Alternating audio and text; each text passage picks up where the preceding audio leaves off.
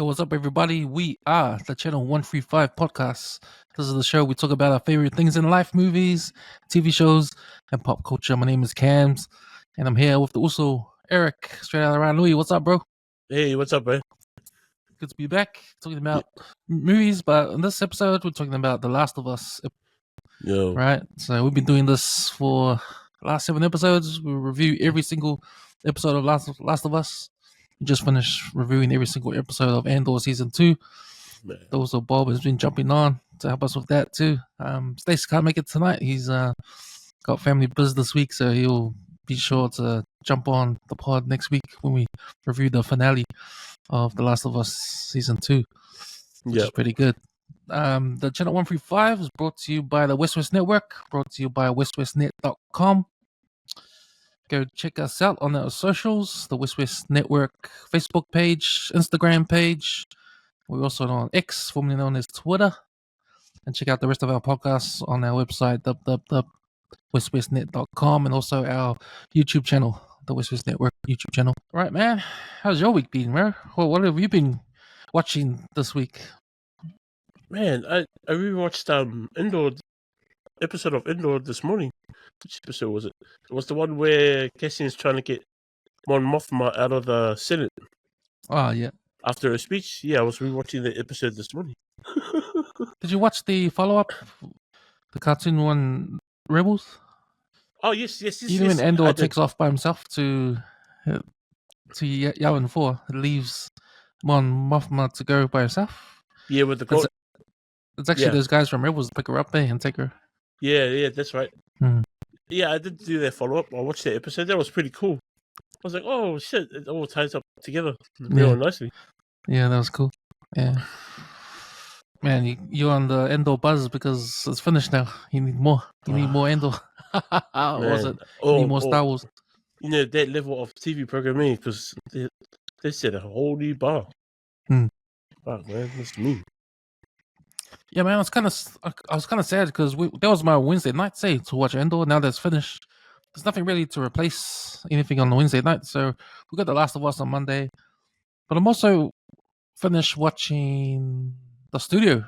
Finished on Wednesday, so episode 10 dropped on Wednesday. Man, I love that show, man. That's funny, man. It's the new Seth Rogen. It's half an hour TV show. There's 10 episodes in the season. I spoke about it before, right? If you're into movies, if you love movies, then The Studio was a good TV series to watch. Yeah, because it's comedy, like behind the scenes and all that kind of stuff. It's funny, man. Yeah, it does look funny. I did catch a little bit of the.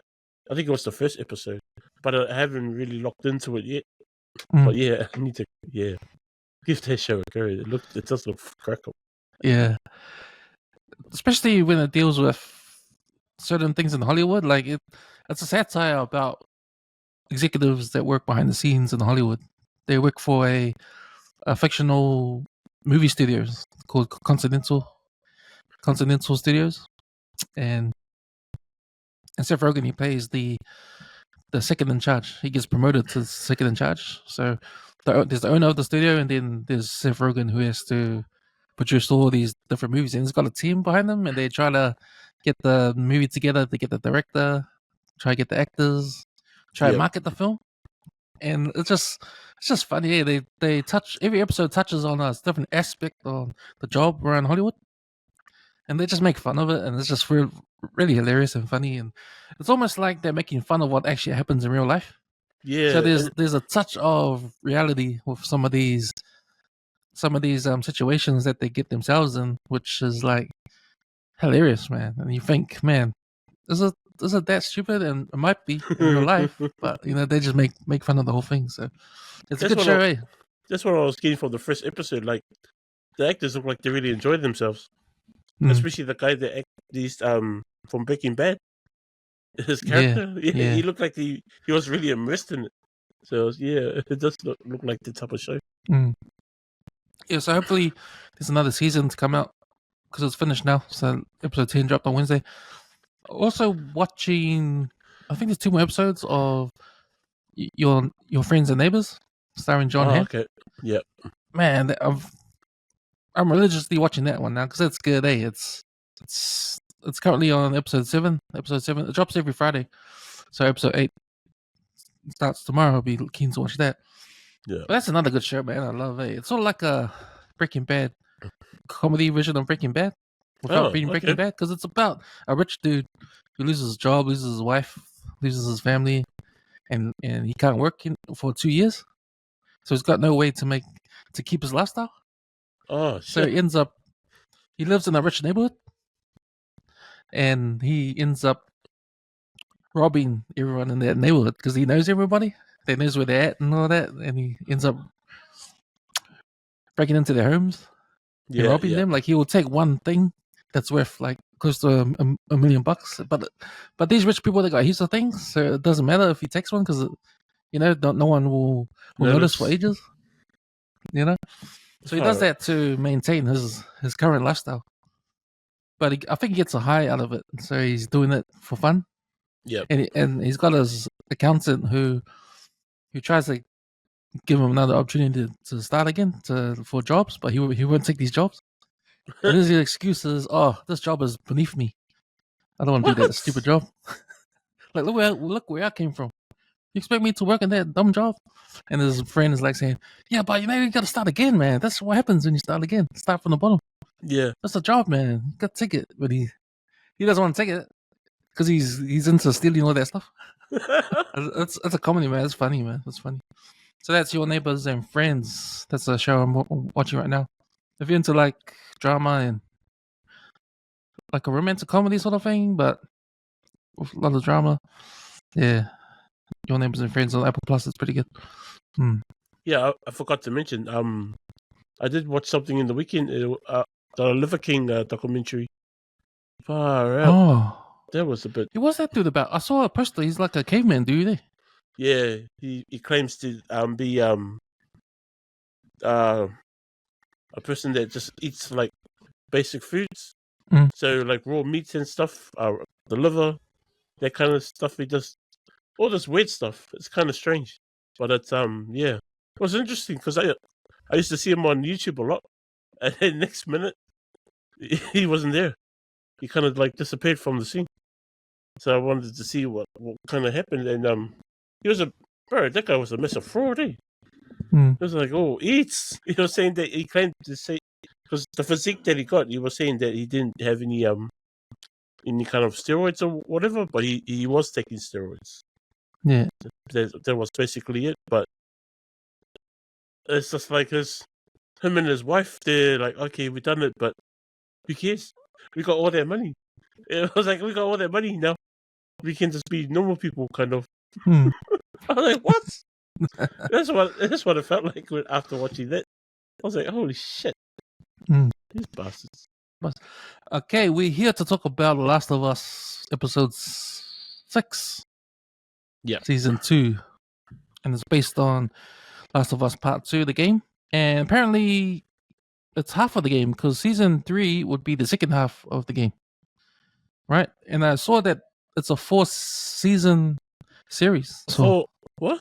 A 4-season series? Yeah, it's gonna be a fourth season. So we'll see what happens there. But this season is only 7 episodes. And we're now at the penultimate episode. And yeah, man, looks like we're gonna end off a cliffhanger. And we have to wait till what happens next week. But so assumption of this season being split up into 2. Yeah. Okay. It looks like it. Eh? Yeah. There's no way they're gonna finish up next episode, one episode to finish everything up. So I'm betting they split the game into 2 seasons. The Part 2 game. Yeah.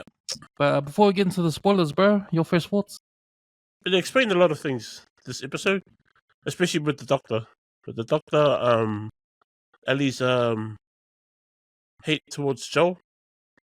It touched on that as well, and before that, so that was kind of cool. Like them watching them showing how things were in the settlement and that. Yeah, it was a good explaining episode, pretty much. Yeah, yeah, that was really good. It wasn't as I was expecting. It wasn't going to be action packed or anything. It was just going to go down the rabbit hole. It was a good flashback. Simple. Got out what you needed to see and carried on with the story at the end. So yeah, it wasn't. Yeah, it was a good flashback. Yeah, I'm not really into flashback scenes, unless it means something. I mean, I've been disappointed in past TV series with flashback scenes. Acolyte was a real disappointment. That was fucking waste of time. Bro, But back and forth. when they teased on that last episode, when they showed that flashback scene with Joe entering the room and Ellie's in bed, she was all happy. And then, it fades to black.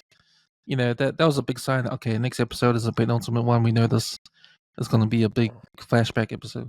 So I was thinking, oh shit, it's going to be boring, because, it hasn't been, flashback scenes haven't been great in the past, but yeah, this one's good. So I wasn't expecting a lot. And you mentioned last episode when we were trying to think what's going to happen, and you said, oh, we're going to find out how Ellie's angry at Joel. Because you're right, she was happy when we see her in the first scene, when she wakes up out of bed when Joel appears. And that's the start of the flashback scene. So, yeah, I was gearing up for that. Okay, so is Joel going to tell her the truth, and she's going to be like, fuck you, I'm not going to be your friend again, blah, blah, blah. And that was that. But I never expected to see what I saw in this episode, and I thought it was a really good episode. And you didn't really need all the action-packed stuff, because the story was really good. And when I talk about flashback scenes, it's scenes that fill in the gaps of emotions from what we saw in episode 1, right? Yeah. The episodes before Joel dies, we get to meet some of these characters in the town of Jacksonville, right? And they hint on things that happened in the past that we never saw, right? So this episode actually fills in those gaps and gives us more depth into the meaning of how these characters feel about each other when we come into it in the present day, rather than what happened. The background of these characters explains a lot about the background of these characters, especially the relationship between Joe and Ellie, especially the relationship between Joe, Ellie, and the psychiatrist. I forgot her name. What's the psychiatrist's name? I have no idea. Yeah. All I know, she drinks a lot. Yeah, that's right. And it gives the character more depth now. So I appreciate this episode for telling that story in a way where it actually connects into the reasons why we were wondering how does Ellie hate on Joe before Joe dies, and explains all that. And in a way where I was kind of surprised, because they did it perfectly. They did it in a way where it tied up another story that was the catalyst for the time that Ellie hates on Joe. So, yeah, and I thought, man, this is brilliant writing again. This is really good. Yeah, and I was glad that it didn't turn out to be a suckful episode, penultimate episode with a meaningless flashback. But it occurred to me when I was watching this that this could be a standalone episode in the relationship between Joe and Ellie, because in season 1 we had that standalone episode of those two gay dudes, right? They grew old. Yeah. Right? And that was a standalone episode. That was a great story too. So Last of Us, in terms of writing, they can bring us those kind of standalone stories that can tie into the main storyline, right? Yeah. They can spin off into something that's interesting and deep, like that story about those two gay men. And so they did it again. I think they did it again with this penultimate episode and this flashback scene. So yeah, it's interesting, because when I was thinking about, would this work if they put it in chronological order? If they never had this flashback scene and just put this scene in episode 2 or episode 1, and would it be better or worse? I would think it would be. I think it's perfect how they did this. Yeah, this flashback scene needs to be told later on, you know, so to get the full effect of it. But yeah, I don't think it would have felt the same if it, like how you were saying, put in order. Yeah, would have been totally different. Yeah, man. So yeah, man, I'm excited for the finale next week. Yeah, that's right. The last episode. Dang. Well, last episode until season 3 comes on. But yeah, man, this episode was a good episode. Yeah, good episode. Okay, Now we'll get into some spoilers. So if you guys haven't seen this episode yet, episode 6 of season 2 of Last of Us, I suggest you press pause on this podcast, go back, watch it, and come back and listen to us break down the episode. All right, now for the WesWes Channel 135 recap. Episode 6, The Price. Directed by Neil Druckmann. Written by Neil Druckmann and Haley Gross and Craig Mazin.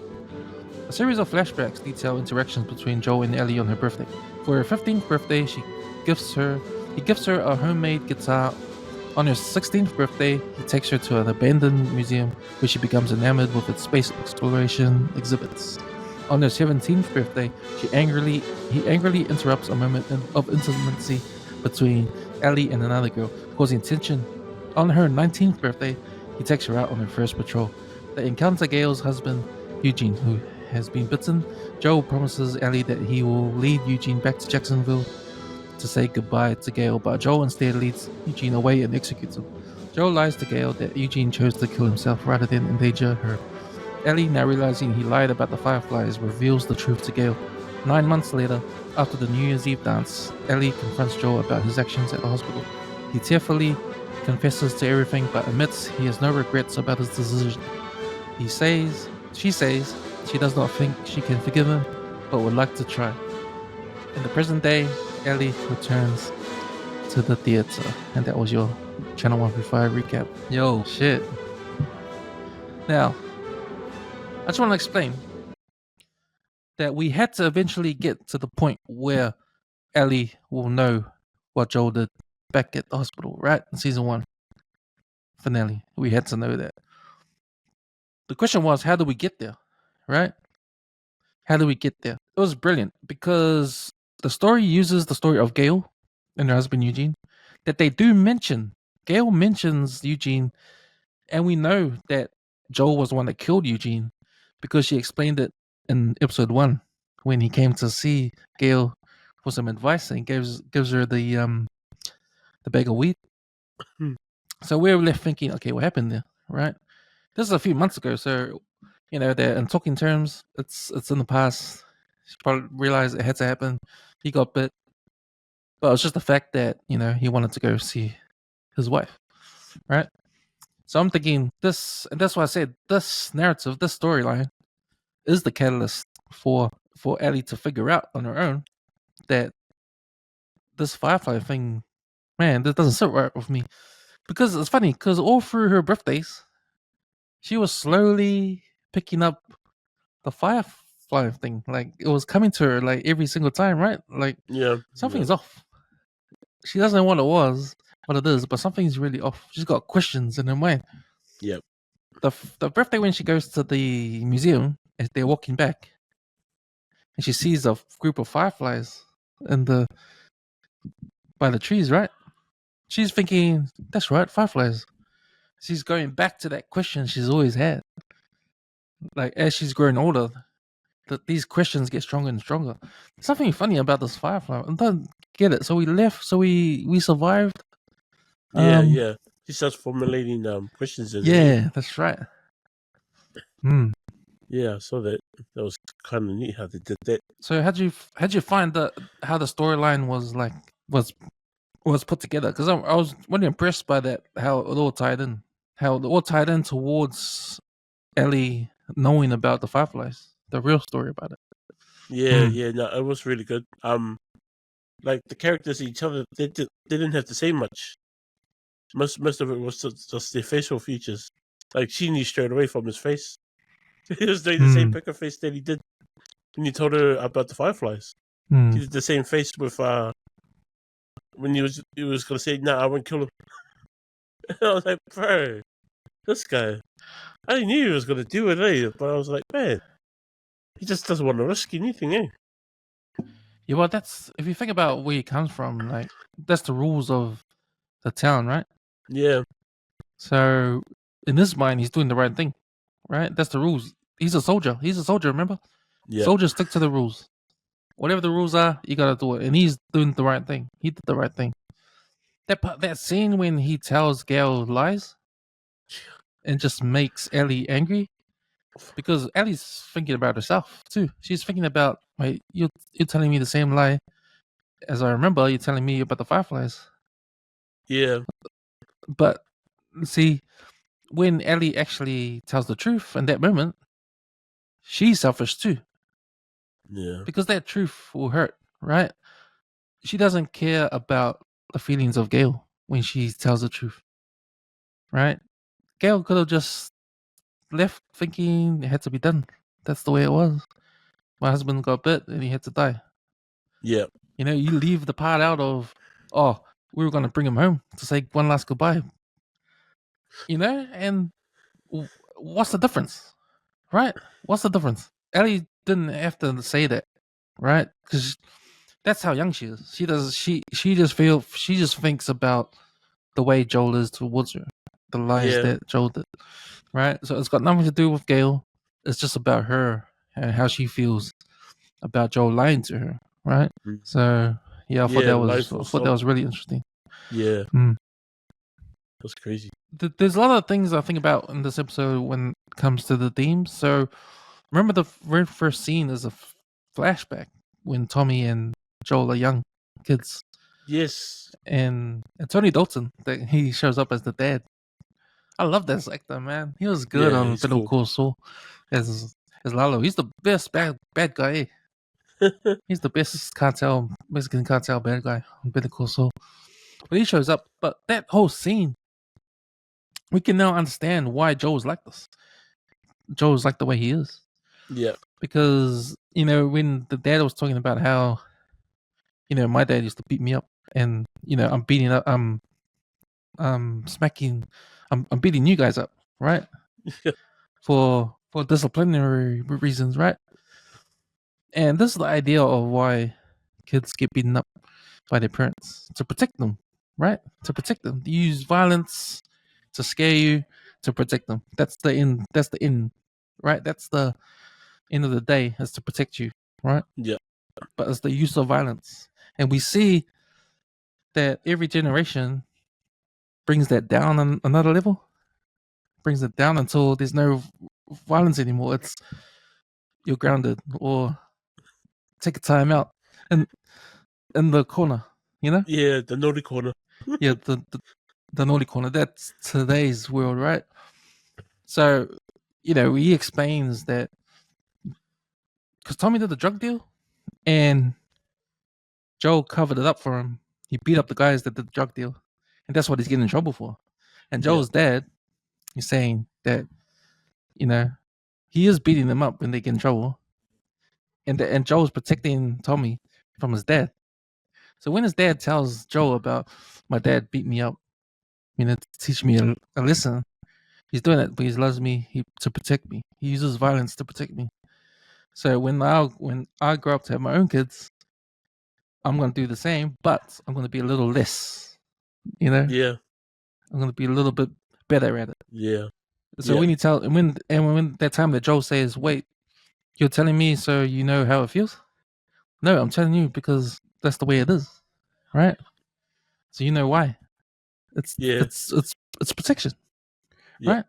So that's what parents do. This is a father son thing, right? This is a parental thing. So Joe has adopted that with Ellie. That's why he has all these rules, and that's why he uses violence to protect her. That's Mm. why he killed everyone to protect her, right? It didn't matter that she had the cure or if she had the cure. In his eyes, that was the person that he loved as a daughter. Because remember, she saved him. Yeah. Because before Ellie met him, he was ready to Chuck just it to in. die. He was like a zombie himself, right? Yeah. So yeah, it's that story ties into the reasons why Joel does what he does in the violent ways, but Mm. also tells us why he does it as a parent. Why you smack your kids as a parent. Why you beat your kids up as a parent because you want to teach them lesson because you love them so much. That's the only way you can protect them, right? Yep. Yep.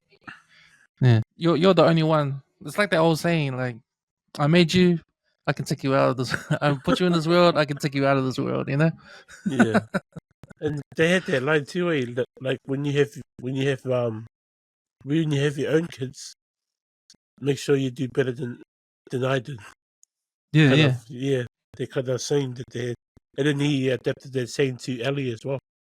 So I was like, oh, okay.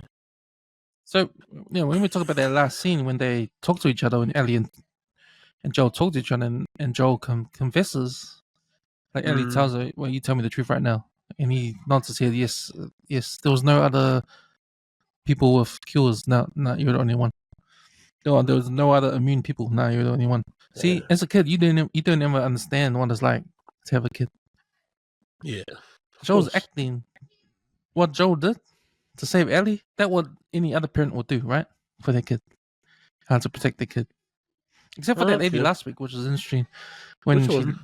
the lady in the WLF, the Asian lady, she locked her son with the with the spores. So that was sacrifice. So, Well, the son did say, "Lock me in here, mum." So she went up, she went and did it. Yeah. So damn. Well, that was that was probably a different thing, because there's no chance. There's no chance. Yeah. You can't even save your son. Right? If you had a chance to save your son, you'll do it no matter what, right? So. True that. But the reason why Ellie says, I can't forgive you, but I'll try. She can't forgive because she doesn't know what it's like to have a kid herself. Right? Yeah. So, yeah, I love the way they use this narrative on parenthood, parenting, disciplining your kids, the way you grow up with your kids. Because it's interesting, like the contrast between celebrating her birthday every year, the way they did, and the way slowly Ellie's going further and further apart. That's what happens when you're a kid and you're a teenager. You do stuff. Supposed to. You do stuff your parents don't understand, and you go away. Yeah, you go. It's like a fork in the road. You start to go your separate ways, right? Yeah, I think as a child grows older, it tends to move away from the nest. Yeah, that's right, and that's exactly what's happening. Yeah, this is exactly what's happening, right? So, it was a really, really insightful episode. So deep, man. The acting was on point too. Yeah, I felt sorry for Joey Pantoliano. Like, he's a good actor, man. I love him. In films, he's the cop on Bad Boys. Yeah, the lieutenant there who dies in the last Bad Boy movie. Yeah, I didn't realize it was him until he started talking. I was like, oh shit! Wow. He's Ralphie on The Sopranos. Yeah, hard up. He's also on The Goonies. He's one of the bad dudes. Oh yeah, isn't he the main leader? No, he's the brother. He's one of the brothers. Oh, okay. Because it's the mum's the leader, right? Ah, yes, that's right. Mum and the two and the two brothers. Oh, three brothers, because they got there's a sloth. Yeah, that pudgy looking thing. Yeah, used to freak me out when I was young. So, did you agree or didn't agree with Joel? With Joel telling her shooting Eugene? He should have waited. The man was basically begging man to see his wife again. Yeah, that was sad. It was kind of cool when he told him to close his eyes, and then he's like, "Oh, I can see her," and then he shoots him. This guy. I was waiting for that gunshot and the blood splatter, but it was cool that they did it. They just showed the birds fly up into the sky, and that was pretty sad. Hard up. Not as sad as the hospital, but yeah, pretty sad. What was one of your favorite scenes? Probably when Ellie was starting to be rebellious. I think, was it the 17th or 18th birthday? 17th birthday. Yeah, she did all what like everything a teen wasn't supposed to do, all on that one birthday. I thought that was funny. Probably that scene and when Joel's confessing to Ellie. I was like, damn, that's out of it. That was a mean acting, eh? Like Pastel. Like, did you miss him when he came on? Oh, yeah. Did you miss that character of Joel as a character? I did. I was like, oh yeah, this is cool. To truth, man, like I'm not sure how far they're gonna go in the future episodes, but it will be cool. In my opinion, they probably won't do it. But if they kill Ellie, and then the next season is the story of Abby, her journey, I would see that. I would see that instead of a spinoff. Oh, true. Oh, I didn't really know what's gonna go. If there's like 4 seasons to this, and they're splitting up this next story, yeah, I guess it could go in any direction. Right about now. Yeah, I think it's at that point. So might not have to wonder. You probably might get what you want. yeah. What else happened? Fuck. Yeah, no, it's like not much happened in this episode, but there is a lot there. But nothing much happened. It's just basically a father and a daughter. Yeah. The scene with the spaceship, the astronaut scene, because that's in the game, eh? So I thought it was pretty cheesy. Yeah, no, that was weird.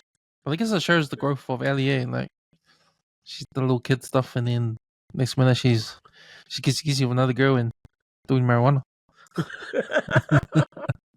Yeah, she really acted that role, in this episode. Like she really acted the role of the child. And she's and that's just her, eh? Like still kind of like a hot head, eh? Yeah. No, it hasn't really got any control of stuff. I thought it was interesting that Joel said, you know, you'll know if you have a kid. You know? Yeah. And she sort of does now with Dinah being pregnant.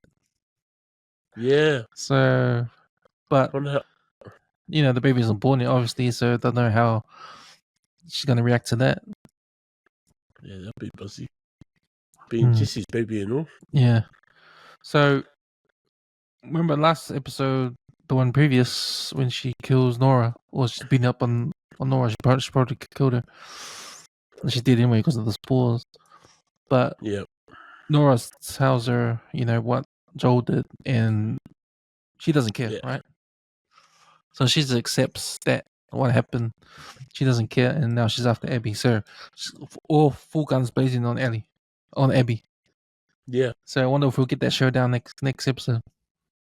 Yeah, I'm wondering what kind of like for Ellie, what does that do for her mentally? Like, is she gonna be like, oh yeah, I'll save the human race after this, or is she just gonna say, nah, fuck these guys, fuck them all. There's no light at the end of this tunnel. Yeah. I was like, damn, she might just do it just for, I don't know, just don't give a fuck because Joel's gone. Yeah. That's about it, eh? Yeah. I'm trying to think of stuff. I can't think of anything. But that's what I got out of it anyway, like how this episode sort of backs up a lot of... Because, it'll be interesting if you go back and watch episode 1 again. Yeah. And, you'll... With the knowing of this flashback episode, you got more detailed accounts of what happened in the background. So it'll probably hit different if you watch episode 1 again. Especially those conversations between Joel and Gail. Yeah, that's the name. That's right, Gail. Yeah, no, because like watching the episode without knowing this, it was kind of, oh, who's that? Who's this? What happened? Why is Ellie mad? It got me curious as an audience member. And then you see this episode because you're trying to figure out what's happening. It's like, oh, now I get it. It's like, wow. Sweet, I think that's us there. Pretty quick. Well, it has to be us because 135 Footy Show is about to start. But we'll cut it off here. Hopefully Stacey jumps on next week for the finale. Yeah. If we do the finale and do a good we'll jam about that. Yeah, there might be a cliffhanger, right? Yeah. I wonder if we're going to ever see the wrecking. I'm going to say Jesse dies next episode. Man, what happened if Dana dies? Or maybe Tommy dies. Maybe they all die. No. Okay. Yeah, I'm going with Jesse. I think Jesse has to know about the baby first. I think he does. He picked up Dana pretty quick. Okay. I don't know. He's like, picking her up and carrying her like a knight in shining armor. The man. All right, Luce, that's us. See you next week, bro. Yeah. Thank you. Bye. Bye.